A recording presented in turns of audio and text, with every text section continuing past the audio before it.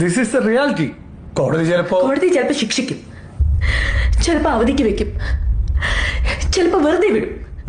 ഇതിലേതാ sir reality? ഇതാണ് എന്റെ reality. ജീവിതകാലം മുഴുവൻ ഈ മുഖം ഒളിപ്പിക്കണം.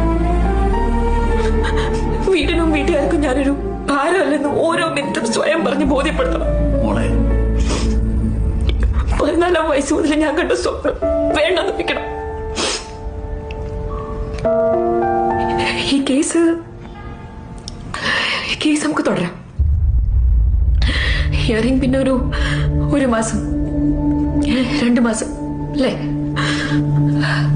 അപ്പീൽ തള്ളിയ പിന്നെയും മാസങ്ങൾ, വർഷങ്ങൾ, അങ്ങനല്ലേ? അപ്പോഴും ഇതേ മുഖമാണ് സർ, അപ്പോഴും ഇതേ റിയാലിറ്റി.